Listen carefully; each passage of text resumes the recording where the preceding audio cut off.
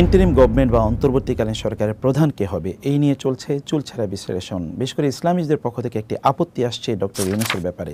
Doctor ইউনূসের ব্যাপারে ইসলামিস্টদের যে আপত্তি, সেই আপত্তির সাথে আমরা একমত যে তিনি সুদকে সামাজিকীকরণ করেছেন, বাংলাদেশের সর্বত্র তিনি ছড়িয়ে দিয়েছেন, এই বক্তব্য সত্য। কিন্তু তার পাশাপাশি ইসলামিস্টদেরকে যে কথা ভাবতে হবে তা হলো বর্তমানে বাংলাদেশ যে ক্রাইসিস ফেস করছে, পলিটিক্যাল ক্রাইসিস আছে, সিকিউরিটি ক্রাইসিস আছে, ইকোনমিক ক্রাইসিস আছে, স্ট্যাবিলিটি এর ক্রাইসিস আছে, এবং রয়েছে এখানকার ডেভেলপমেন্টের ক্রাইসিস, রয়েছে ইন্টারন্যাশনাল রিলেশনের ক্রাইসিস।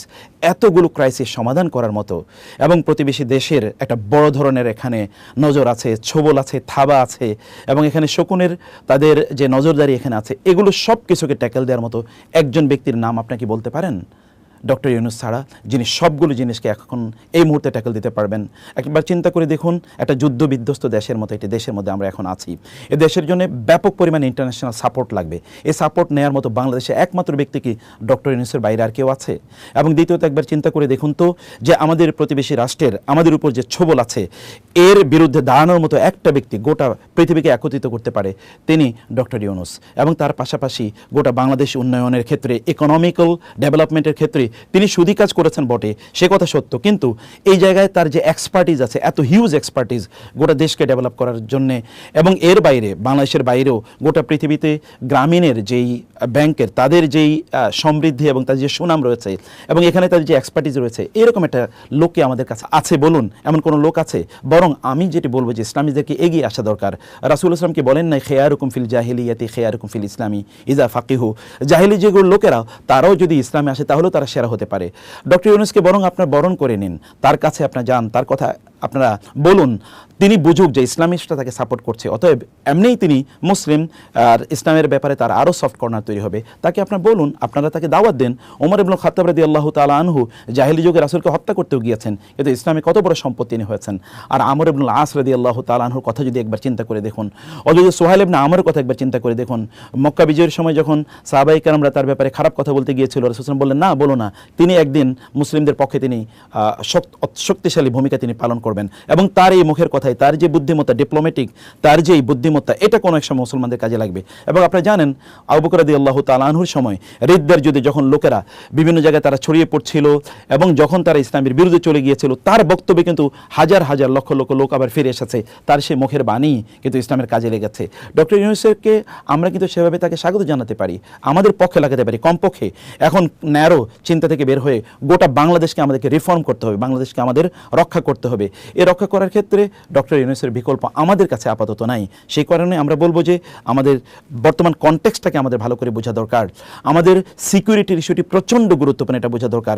গোটা আন্তর্জাতিক বিশ্বকে আমাদের প্রচুর পরিমাণে লাগবে, আমাদের প্রচুর ইকোনমিক সাপোর্ট লাগবে, আমাদের অনেক অর্থনৈতিক সাপোর্ট আমাদের লাগবে, অনেক সহযোগিতা আমাদের লাগবে। এই সহযোগিতা ডক্টর ইউনূসের মাধ্যমে করা সম্ভব। ইনি একমাত্র ব্যক্তি যিনি পৃথিবীর যে কোনো ব্যক্তিকে, তিনি যত পাওয়ারফুলি হোক না কেন, তিনি সরাসরি ফোন দিতে পারেন। তিনি আমেরিকার প্রেসিডেন্টকে, তিনি জাতিসংঘের মহাসচিবকে, তিনি ওয়ার্ল্ড ব্যাংকের প্রধানকে, প্রেসিডেন্টকে, এবং পৃথিবীর ইউরোপিয়ান ইউনিয়নের প্রধান কর্তা ব্যক্তিদেরকে, পৃথিবীর যে কোনো রাষ্ট্রপ্রধানকে তিনি যদি চান এই মুহূর্তে তিনি ফোন দিতে পারেন, এবং প্রত্যেকে তার ফোন ধরবে।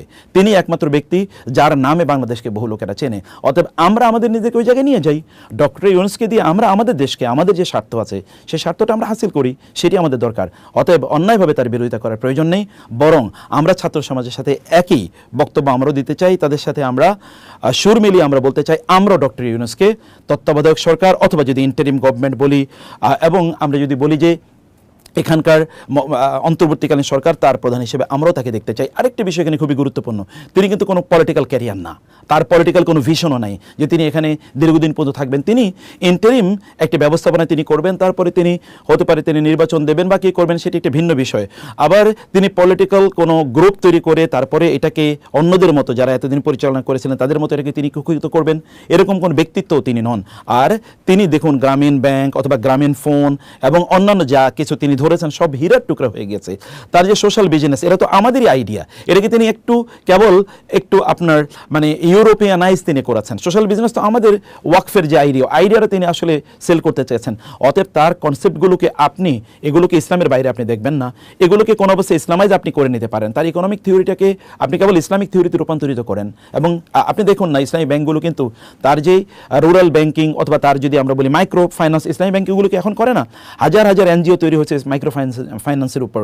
ইসলামিক মাইক্রো ফাইন্যান্স নামে তৈরি হয়েছে কিন্তু এই ডক্টর ইউনূসের সেই থিওরির উপর। অতএব থিওরিকে ইসলামাইজ করুন এবং তাকে আপনার বলুন যে এই কাজগুলো ইসলাম নিষিদ্ধ করেছে, তিনি নিশ্চয়ই সেটি বুঝবেন। অন্যথায় তার বিরোধিতা করলে আমরাই ক্ষতির মধ্যে নিমজ্জিত হব, কারণ আমরা একটা সন্ধিক্ষণে দাঁড়িয়ে আছি। কেউ থেকে কাউন্টার কেউ হয়, হতে পারে যে আপনাদের যে অভ্যুত্থান, আপনাদের যে অর্জন, যে বিজয়, এই বিজয় কিন্তু হাতছাড়া হয়ে যেতে পারে।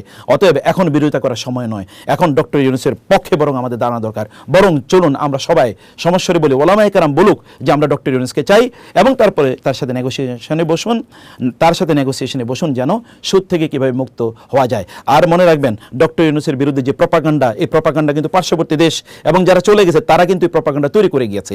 তাদের প্রপাগান্ডায় আমরা এখন চালিয়ে যাচ্ছি। তিনি সুদখোর, তিনি রক্তখোর, ইত্তকার, এই কথাগুলো এতদিন কারা বলেছে? যারা বলেছে তারা কি বাংলাদেশকে ইসলামিক স্টেট তৈরি করেছে? তারা কি এখানকার ইকোনমিক সিস্টেমকে ইসলামিক করেছে?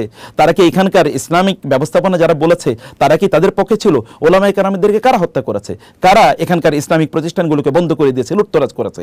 কারা ইসলামের নামে কোনো জিনিসকে ইসলামিক কোনো পর্যন্ত আমরা প্রতিষ্ঠান করতে পারি নাই? আমরা ইসলাম ইউনিভার্সিটিগুলোতে ইসলামিক স্টাডিজ ডিপার্টমেন্ট আমরা খুলতে পারি না, কাদের কারণে? তো তাদের এতদিন তারা ইসলামের পক্ষে ছিল, আবার নতুন কেউ কি ইসলাম এখানে প্রতিষ্ঠিত করে ফেলবে এখনই? তা করবে না। সে কারণে আমাদেরকে একমাত্র যোগ্য ব্যক্তি যেহেতু তিনি, অতএব চলুন আমরা তার পক্ষে দাঁড়াই এবং তাকে আমরা সাপোর্ট করি, তাকে আমাদের সম্পদ হিসেবে আমরা ব্যবহার করি। আল্লাহ সুবহানাহু ওয়া তাআলা আমাদেরকে বুঝার তৌফিক দান করুন। আল্লাহুম্মা আমিন।